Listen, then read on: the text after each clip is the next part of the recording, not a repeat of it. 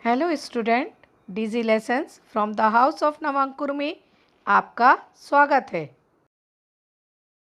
आज हम पढ़ने जा रहे हैं क्लास 8 साइंस चैप्टर 9 जंतुओं में जनन रिप्रोडक्शन इन एनिमल पार्ट 1।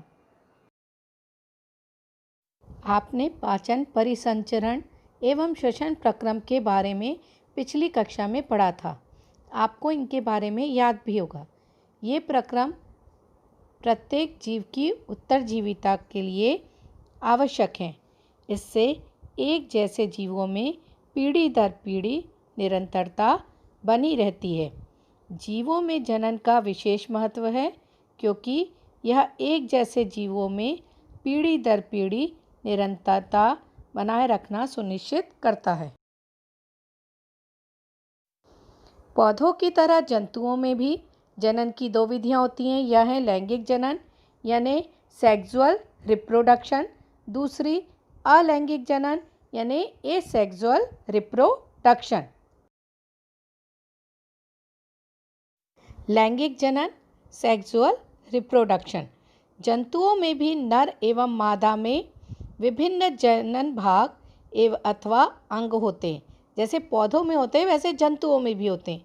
पौधों की ही तरह जंतु भी नर एवं मादा युग्मक बनाते हैं जो संलयित होकर युग्मनज बनाते हैं। यह युग्मनज विकसित होकर एक नया जीव बनाता है। जब नर युग्मक एवं मादा युग्मक के संलयन द्वारा जनन को लैंगिक जनन कहते हैं। मादा जनन अंग तथा नर जनन अंग। मादा जनन अंग जो होते हैं वो होते हैं अंडाशय यानी ओवरीज, अंडवाहिनी ओविडक्ट्स और गर्भाशय यूट्रस मादा के जननांग हैं। नर के जननांग हैं वृषण टेस्टिस, शुक्राणु नली, sperm duct and penis session. अंडाशय मादा युग्मक उत्पन्न करते हैं जिसे अंडाणु ओवा कहते हैं। वृषण नर युग्मक उत्पन्न करते हैं जिसे शुक्राणु स्पर्म कहते हैं।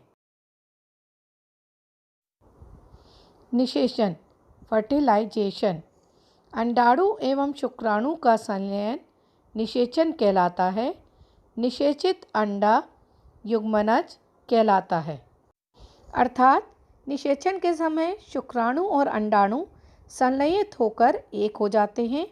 निषेचन के परिणाम स्वरूप युग्मनज जाइगोट का निर्माण होता है।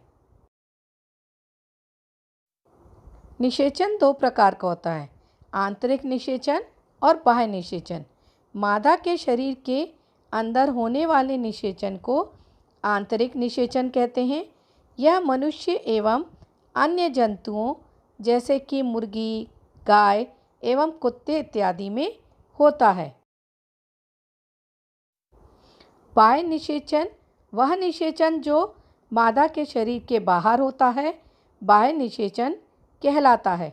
यह मेढक, मछली, स्टारफिश इत्यादि में दिखाई देता है। इस चित्र में जनन प्रक्रम का पहला चरण शुक्राणु और अंडाणु का संलयन दर्शाया गया है। जब शुक्राणु अंडाणु के संपर्क में आते हैं तो निषेचन क्रिया होती है जिससे युग्मनज का निर्माण होता है। निषेचन के प्रक्रम में स्त्री माँ के अंडाणु और नर पिता के शुक्राणु का संयोजन होता है। अतः नई संतति में कुछ लक्षण अपनी माता से तथा कुछ लक्षण अपने पिता से वंशानुगत होते हैं। अपने भाई अथवा बहन को देखिए, यह पहचानने का प्रयास कीजिए कि उनमें कौन से लक्षण माता से और कौन से लक्षण पिताजी से प्राप्त हुए हैं। क्या आपने परखनली शिशु के विषय में सुना है?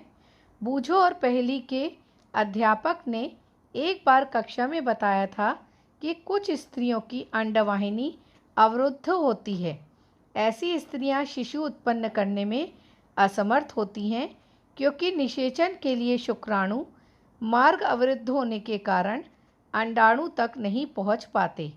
ऐसी स्थिति में डॉक्टर ताज़ा अंडाणु एवं शुक्राणु एकत्र करके उचित माध्यम में कुछ घंटों के लिए साथ रखते हैं, जिससे IVF अथवा इन विट्रो निषेचन, शरीर से बाहर कृत्रिम निषेचन हो सके। अगर निषेचन हो जाता है तो युग्मनज को लगभग 1 सप्ताह तक विकसित किया जाता है, जिसके पश्चात उसे माता के गर्भाशय में स्थापित किया जाता है। माता के गर्भाशय में पूर्ण विकास होता है तथा शिशु का जन्म सामान्य शिशु की तरह ही होता है। इस तकनीक द्वारा जन्मे शिशु को परकनली शिशु कहते हैं। यह एक मिथ्या नाम है क्योंकि शिशु का विकास परकनली में नहीं होता है। यहाँ एक क्रियाकलाप करके देखिए आप। बसंत अथवा वर्षा ऋतु के समय किसी तालाब अथवा मंद गति से बहते झरने का भ्रमण कीजिए। जल पर तैरते हुए मेढक के अंडों को ढूंढिए। अंडों के रंग अथवा साइज को नोट कीजिए। नर तथा मादा मेढक एक साथ पानी में आते हैं तो मादा सैकड़ों अंडे देती है। मुर्गी के अंडे की तरह मेढक के अंडे कवच से ढके नहीं होते तथा यह अपेक्षाकृत बहुत कोमल होते हैं। जेली की यह एक परत अंडों को एक साथ रखती है तथा इनकी सुरक्षा भी करती है। मादा जैसे ही अंडे देती है, नर उस पर शुक्राणु छोड़ देता है। प्रत्येक शुक्राणु अपनी लंबी पूंछ की सहायता से जल में इधर उधर तैरते रहते हैं। शुक्राणु अंड कोशिका के संपर्क में आते हैं, जिसके फलस्वरूप निषेचन होता है। इस प्रकार का निषेचन, जिसमें नर एवं मादा युग्मक का संलयन मादा के शरीर के बाहर होता है, बाह्य निषेचन कहलाता है। यह मछली, स्टारफिश जैसे जलीय प्राणियों में होता है। ये निषेचन बाह्य निषेचन कहलाता है क्योंकि यहाँ मेढक जो है शरीर के बाहर अंडे दे रहा है। आपके मन में एक प्रश्न उठता होगा कि मछली और मेढक एक साथ सैकड़ों अंडे क्यों देते हैं, जबकि मुर्गी एक समय में केवल एक अंडा ही देती है। इसका उत्तर होगा, मछली और मेंढक सैकड़ों अंडे देते हैं तथा लाखों शुक्राणु निर्मोचित करते हैं। इनमें से सारे अंडों का निषेचन नहीं होता और वे नया जीव नहीं बन पाते। इसका कारण यह है कि अंडे एवं शुक्राणु निरंतर जल में गति, वायु एवं वर्षा से प्रभावित होते रहते हैं तथा जल में ऐसे भी जंतु रहते हैं जो इन अंडों का भोजन करते हैं। इस जल में रहने वाले बहुत से जीव जंतु हैं जो इन अंडों को खाते हैं। अतः इनका सैकड़ों अंडे देना आवश्यक है, जिससे कि उनमें से कुछ निषेचन की क्रिया हो सके। इसके अतिरिक्त ये अंडे कवच से ढके नहीं होते तथा अपेक्षाकृत बहुत कोमल होते हैं, अतः इनकी सुरक्षा नहीं हो पाती, जबकि मुर्गी के अंडे कवच से ढके रहते हैं। जेली की एक परत अंडे को एक साथ रखती है तथा इनकी सुरक्षा भी करती है। इन अंडों के चारों तरफ एक जेली की परत होती है जो इन अंडों की सुरक्षा करती है। भ्रूण का परिवर्धन। युग्मनज में अनेक विभाजन होते हैं तथा भ्रूण बनता है। भ्रूण गर्भाशय की दीवार में स्थापित होता है, जहां उसकी वृद्धि एवं परिवर्धन होता है। भ्रूण की वह अवस्था जिसमें उसके सभी शारीरिक भाग विकसित होकर पहचान योग्य हो जाते हैं, उसे गर्भ कहते हैं। जब गर्भ का विकास पूरा हो जाता है तो माँ नवजात शिशु को जन्म देती है। जरायु जंतु विविपरस। मनुष्य, गाय एवं कुत्ते जैसे जंतु जो शिशु को जन्म देते हैं उन्हें जरायु जंतु विविपरस कहते हैं। अंडप्रजक जंतु ओविपरस।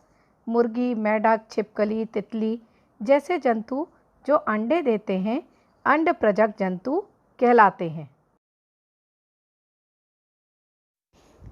शिशु से वयस्क।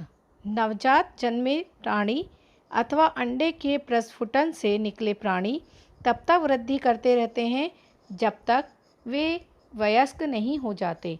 कुछ जंतुओं में नवजात जंतु वयस्क से बिल्कुल अलग दिखाई पड़ते हैं।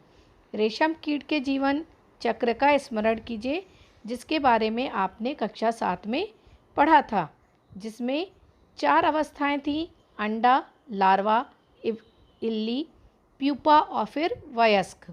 इसी प्रकार से मेढक जो कुछ थल में रहते हैं तथा कुछ जल में रहते हैं और कुछ दोनों ही स्थान पर निवास करते हैं।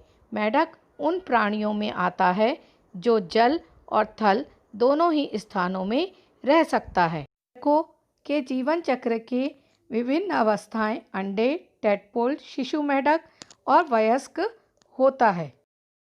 रेशम कीट के जीवन चक्र में आपने एक सुंदर शलभ को कोकून से बाहर निकलते देखा होगा। टैडपोल रूपांतरित होकर वयस्क में बदल जाता है, जो छलांग लगा सकता है और तैर सकता है। कुछ विशेष परिवर्तनों के साथ टैडपोल का वयस्क में रूपांतरण कायांतरण कहलाता है। जैसे जैसे हम बड़े होते हैं, हम शरीर में किस प्रकार के परिवर्तन देखते हैं? क्या आप सोचते हैं कि हमारा भी कायांतरण होता है? हाँ, होता है। मनुष्य में जन्म के समय से ही नवजात शिशु में वयस्क समान शारीरिक अंग मौजूद होते हैं, लेकिन तब भी हम बचपन से वयस्क होते होते अलग दिखाई देने लगते हैं। चित्र के माध्यम से आप मेढक के जीवन चक्र को देखिए। अंडे, मेढक ने जब अंडे दिए तो वो आरंभी टैडपोल में बदले। ये आरंभी टैडपोल बाद का टैडपोल में बदला, जो छलांग लगा सकता है, तैर सकता है, और ये टैडपोल किस में रूपांतरित हो गया? वयस्क मेढक में। कायांतरण मेटामॉर्फोसिस। लार्वा का कुछ उग्र परिवर्तनों द्वारा वयस्क जंतु में बदलने की प्रक्रिया कायांतरण कहलाती है। अलैंगिक जनन असेक्सुअल रिप्रोडक्शन। जनन का वह प्रकार जिसमें केवल एक ही जीव भाग लेता है अलैंगिक जनन कहलाता है। मुकुलन बडिंग। यह अलैंगिक जनन का एक प्रकार है। हाइड्रा में कोशिकाओं के नियमित विभाजन के कारण एक स्थान पर उभार विकसित हो जाते हैं। यह उभार विकसित होते नए जीव हैं जिन्हें मुकुल बड कहते हैं। यह उभार वृद्धि करता हुआ नन्हे जीव में बदल जाता है तथा पूर्ण विकसित होकर जनक से अलग होकर स्वतंत्र जीव बन जाता है। मुकुल से नया जीव विकसित होता है, अतः ये जनन मुकुलन कहलाता है। इसे आप चित्र के माध्यम से भी समझ सकते हैं कि आप प्रथम चित्र में देखिए एक छोटा सा उभार विकसित हुआ है जो कोशिकाओं विभाजन के कारण हुआ है। दूसरे चित्र में आप देखिए मुकुल बड बना है और तीसरे चित्र में आप देखिए स्वतंत्र जीव बन गया है। इस अलैंगिक जनन को मुकुलन बडिंग कहते हैं।